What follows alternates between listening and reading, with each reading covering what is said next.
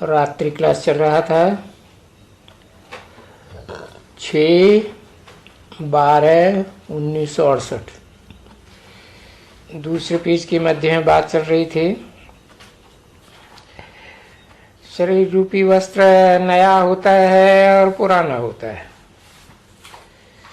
इस षष्ठ रूपी रंगमंच पहले नया कपड़ा पहनते हो, फिर पुराना होता है। तो जीवन भी कभी पुराना होता है, कभी नया होता है।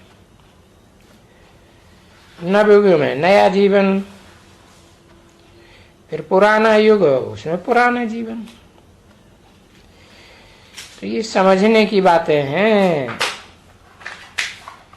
कोई भी बात में किसी बच्ची को पढ़ाई में कोई मुश्किल हो तो बताओ,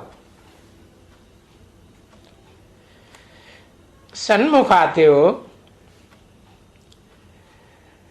किसको भी कोई तकलीफ होती हो इस पढ़ाई में, कोई सब्जेक्ट बिल्कुल ही डिफिकल्ट है तो समझना मुश्किल होता है, तो टीचर के सन्मुख आकर के क्लियर कर सकते हैं। कभी कभी पेपर्स निकलते हैं ना,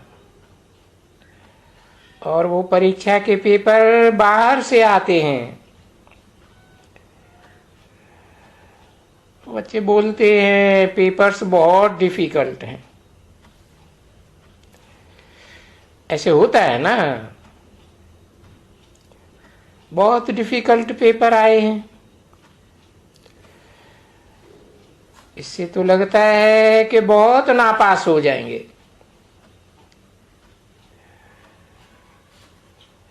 तो ऐसे ही इस बेहद की ईश्वरीय पढ़ाई में कोई पेपर डिफिकल्ट है तो इस इम्तिहान में भी ऐसे होता है। कोई कोई पेपर आते हैं बाहर से, तो कोई को तो मालूम पड़ जाते हैं पहले से ही। इसको फिर कहा जाता है लीक आउट हुआ।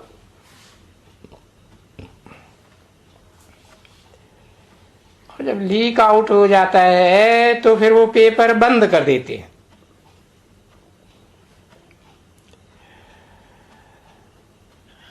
अब इस बेहद की परीक्षा में तो बंद करने की कोई दरकार ही नहीं है।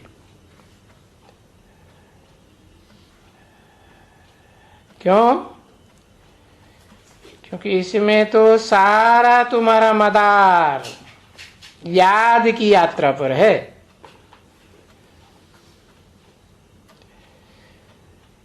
चौरासी के चक्कर की याद की यात्रा।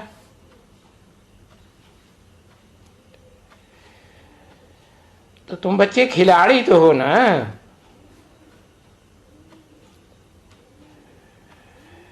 तुम बच्चे जान गए हो कि तुम्हारा खेल कौन सा है।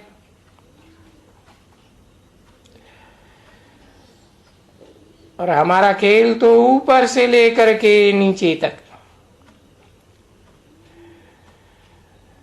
ऊपर से आएंगे ना बच्ची तो खेल करेंगे, नीचे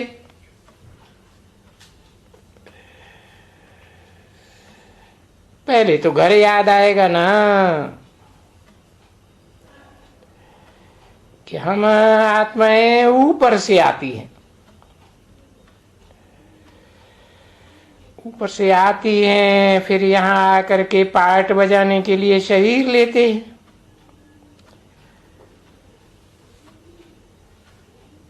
आत्मलोक में शरीर तो नहीं होते।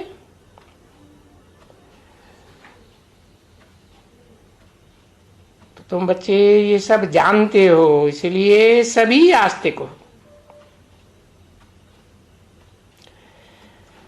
तो जब तक याद करते हो तब तक आस्तिक हो, और भूल जाते हो तो नास्तिक।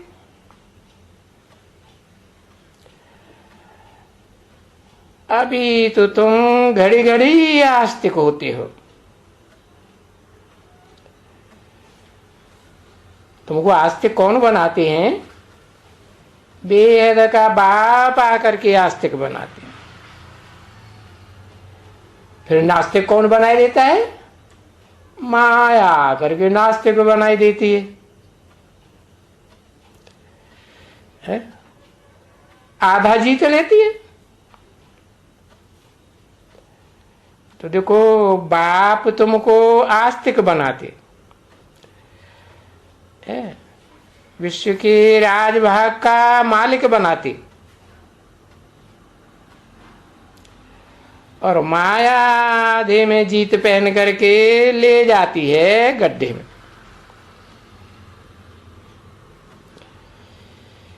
क्योंकि ये माया के 5 विकार है ना। बहुत कोशिश करते हैं नीचे गिराने के लिए, जिसके लिए बच्चे रिपोर्ट भी करते हैं, बाबा आज हमको लोभ ने जीता,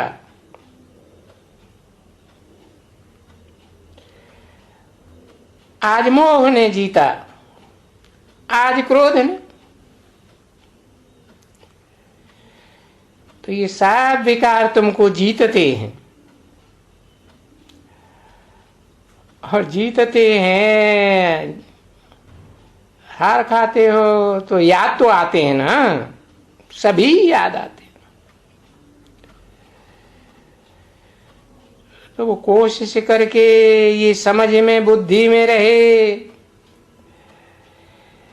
कि अभी याद किसको करें, उन विकारों को याद करें या निर्विकारी बाप को याद करें।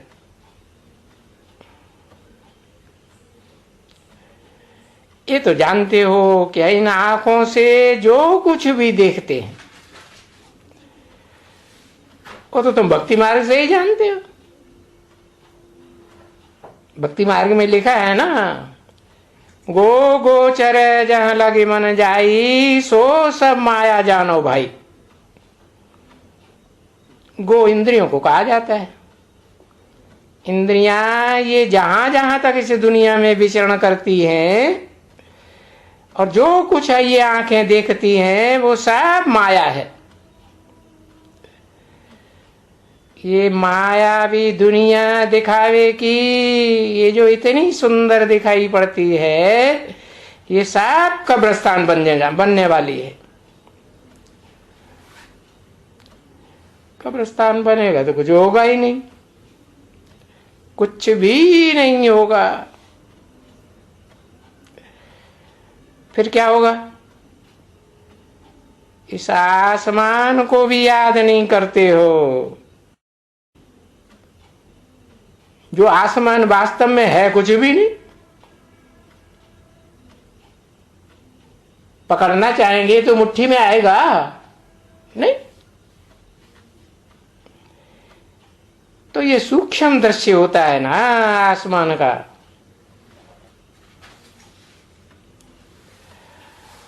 और ये पृथ्वी तो न इस पृथ्वी को, न आकाश को, न ये सब पृथ्वी जलवायु अग्नि आकाश 5 तत्वों को, इनको भी याद नहीं करना है। फिर किसको याद करना है? नहीं, इन 5 तत्वों के ऊपर भी जो चीज है उसे याद करना है। वो घर है आत्माओं का। मेरे आत्मा रूपी बच्चे हो ना, तो उस घर को, जिसको शांति धाम, निर्वाण धाम कहते हैं, वहां वाणी का गम नहीं होता। वो है निर्वाण धाम। और वो तो सबसे ऊपर है। पृथ्वी, जल, वायु, अग्नि, आकाश, इन सब से ऊपर। तो जो सबसे ऊपर है, तो बच्चों को वहीं जाना है। कौन से बच्चों को? किसको जाना है? आत्मा को जाना है।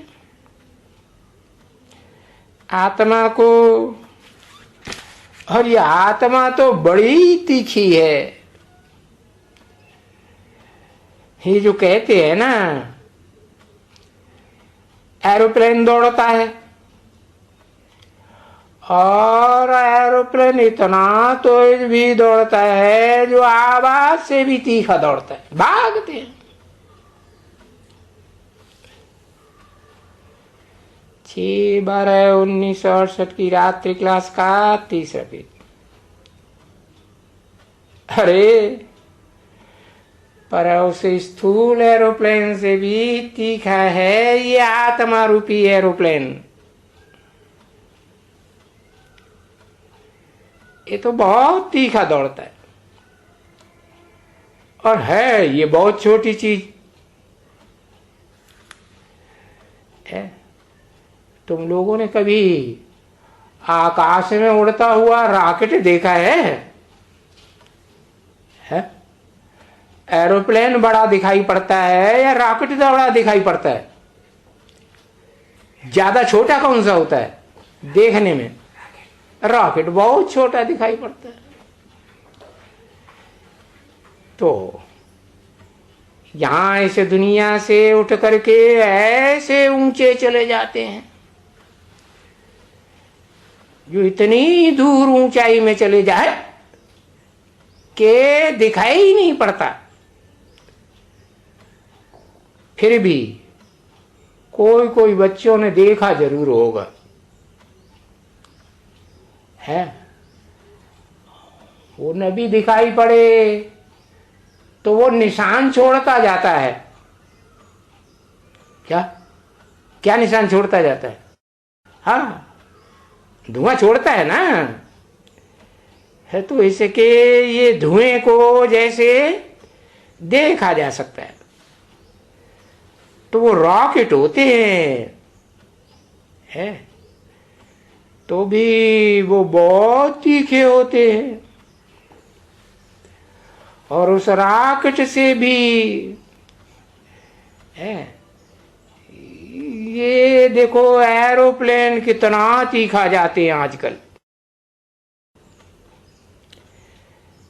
तो सबसे तीखी तो ये आत्माएं हैं। आत्मा रूपी एरोप्लेन कहो, बहुत छोटी, बिल्कुल कहां भी जा सकती है। एक सेकंड में शरीर छोड़ा और ये विलायत में कहां की कहां चली जाती है, पृथ्वी के दूसरे छोर तक जाकर के जन्म लेती है। तो पता नहीं पड़ता है कि ये आत्मा कहां से आती है। हो तो फिल्म वालों ने गीत बनाए दिए, दुनिया से जाने वाले जाने चले जाते हैं कहां। अरे कहां चले जाते हैं? वो कोई स्थूल चीज है जो तुम्हें दिखाई पड़ेगी? तो पता नहीं पड़ता है कि आत्मा कहां से आती है। अनेक में कोई बताओ? नहीं। अरे रास्ता तो एक ही होता है, कोई अनेक रास्ते थोड़े ही होते हैं। अगर अनेक रास्ता हो तो फिर इसको शिव की बारात क्यों कहें? वो तो एक ही रास्ते से जाती होगी बारात,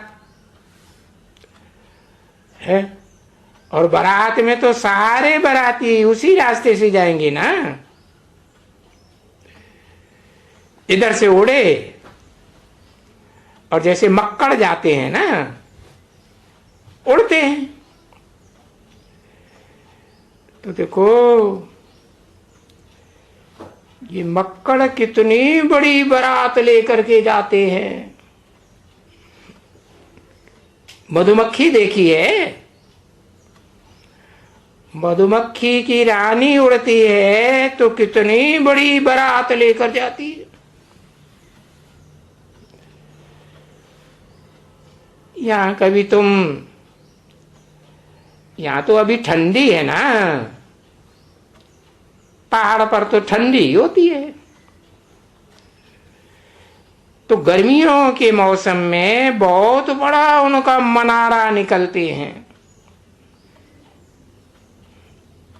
मधुमक्खी है ना, तो भागती है। अच्छा, अभी तो बाबा की याद में रहो, ऐसे नहीं मधुमक्खियों की रानी याद आने लगे कि कहो, है ना। हाँ, कोई कोई को मधुमक्खियों की रानी बहुत याद आती है, और बहुत खुशी से अंदर से मधुमक्खी की रानी को याद करते रहेंगे। हाँ, और वाह वाह वाह वाह वाह वो करते रहेंगे। करते हैं कि नहीं? हाँ, फिर बोलेंगे वाह बाबा, कमाल है बाबा, हम देखो आपको कितना भूल जाते हैं इन मधुमक्खियों के और उनकी रानी के चक्कर में। आप आकर के फिर हमको याद दिलाते हैं कि नहीं बच्चे, है मधुमक्खियों की रानी को भी याद करने से कुछ फायदा होने वाला नहीं है।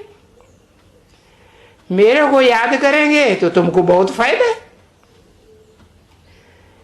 उससे तुम पूज्य देवी देवता बनते हो, बने थे। है ऐसे ऐसे 84 का जन्म लेकर के फिर तुम पुजारी बन गए ना, 84 के चक्कर में आके। अभी बाबा फिर हमको वो ही शिक्षा देते। कौन सी शिक्षा? मन मना भव, मेरे दिल में समा जा, मेरे मन में समा जा। किसने बोला? हा? अरे बोलने वाली कोई आत्मा है? कहते ऊपर वाली शिव की आत्मा है, उसको दिल होता है, मन होता है चंचल। फिर वो जिसमें प्रवेश करता है मुकर्रर रूप से, हाँ, उसको देह में दिल भी होता है, मन भी होता है, चंचल मन। तो अब तुम बच्चों ने जाना कि हमको कितनी दफा मन मना भव की शिक्षा दी जाती है। क्या शिक्षा दी जाती है? कि मेरे मन को, मेरे दिल को, मेरा दिल किसी को आवाज आता है ना, है? नहीं आता है। सबका दिल कोई न कोई के ऊपर आता है इस दुनिया में, तो ऐसा होता ही है। आज मेरा दिल आ गया, होता है कि नहीं? हाँ, तो जिसके ऊपर शिव बाप का दिल आता है वो अलफ है। क्या है? खड़ा डंडा है। खड़ा डंडे का क्या मतलब हुआ? जब मैं आता हूं तो आदि से लेकर के अंत तक, जब तक इस षष्ठी रूपी रंगमंच पर रहता हूं, वो डंडा क्या गिर पड़ता है? खड़ा ही रहता है पुरुषार्थ में। तो उस अलफ को याद करो। ऐसे याद करके तो इसको याद कहेंगे ना, यही तो याद हुई। क्या कि गिर पड़ने वाले को याद करेंगे तो याद हुई? वो तो खंडित याद हो जाएगी। तो याद करके उनकी बढ़ाई भी करनी चाहिए। किनकी? मेरी नहीं, उतनी उनकी। उनकी क्यों है? उनकी इसलिए बताया कि एक नहीं है, दो हैं। क्या? वो बाप और बच्चे हैं षष्ठी रूपी रंगमंच पर, रचयिता और रचना है। तो उनकी बड़ाई भी करनी चाहिए कि कमाल है बाबा, आप तो सारे विश्व को वरदान दे देते हो। कौन सा वरदान? शांत भव, सुखी भव, सिकिर दे रूहानी बच्चों प्रति, रूहानी बाप व दादा का। दादा रूहानी नहीं है, दादा में रूह नहीं है। रूह तो है, लेकिन वो रूह है इस दुनिया में क्या करती है, सुख भोगते भोगते देह अभिमानी बन जाती है। अब जो ये आत्मिक स्थिति वाली आत्माओं का बाप और दादा हो, तो उनमें जो दादा है वो भी देहभानी बनता है या नहीं? वो भी बनता है। और जो देहभान वाले बाप और दादा हैं इस दुनिया में, तो फिर है ही देहभान वाले। तो रूहानी बाप की दिल और जान से और प्रेम से याद, प्यार और गुड नाइट। नमस्ते। ओम शांति।